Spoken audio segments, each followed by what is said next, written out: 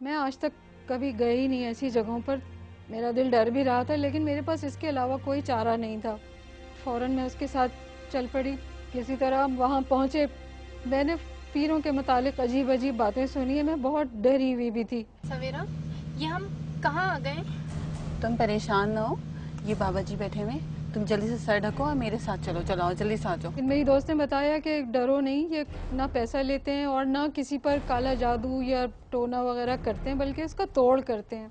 इन बातों से मुझे काफ़ी ढारस हुई और फिर मैं उनके आस्थाने में जाकर बैठ गई। बाबा शक्ल से काफ़ी माकूल नज़र आ रहे थे और उन्होंने हमारी तमाम बात बहुत ध्यान से सुनी। बाबा जी, मेरी दोस्त है, ये बहुत परेशान है। तो मैं क्या कर सकता हूँ बच्चा? बाबा जी, इसका शौहर जो है उसकी तबीयत ठीक नहीं है, उसके लिए आए हम आपके पास। सब कुछ अल्लाह करेगा, मैं कुछ नहीं कर सकता। नहीं बाबा जी, मैं इसके शौहर को खुद देख कर आई हूँ, उसकी हालत बहुत ख़राब है, हमें आपकी बहुत सख्त ज़रूरत है। तुम्हारे शोहर का नाम क्या है बच्चा? अरसलान। बाबा जी, हम लोग एक दिन कब्रिस्तान के रास्ते से आ गए थे, उसके बाद से इनकी हालत बहुत ख़राब हो गई। बस बच्चा, बस सब समझ आ गई है, वो नहीं छोड़ेगा। लेकिन अच्छा तुम लोगों ने भी नहीं किया। तुम लोगों को नहीं करना चाहिए था जो किया।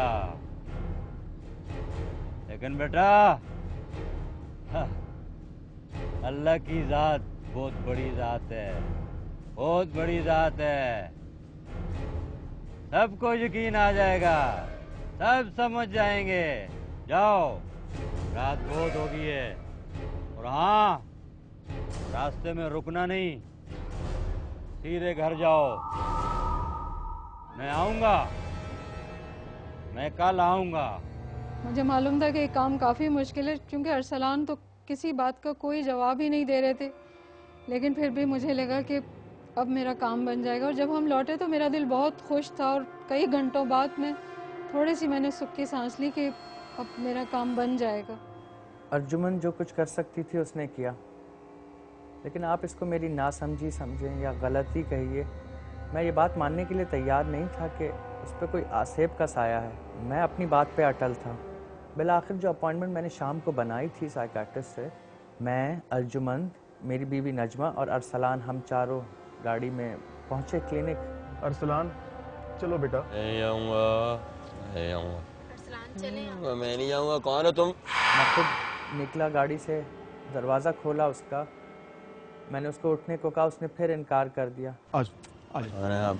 फिर मैंने 2 स्टाफ को, जो नर्सिंग स्टाफ थे, अपनी मदद के लिए बुलाया। आ बेटा। नहीं आऊँगा, नहीं आऊँगा। अरसलान, चले।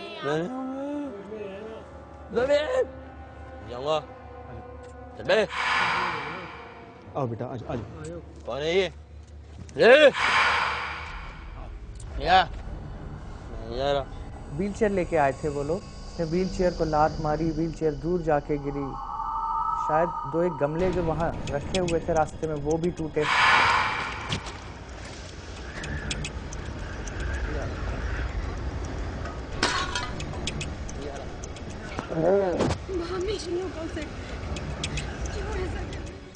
फिर किसी तरह धींगा मुश्ती हुई, ताकत का मुजाहरा दोनों जानिब से हुआ। अरसलान ने अपनी तरफ से ताकत लगाई और नर्सिंग स्टाफ ने।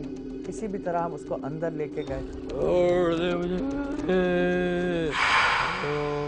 अंदर पहुंचे, लेडी डॉक्टर थी।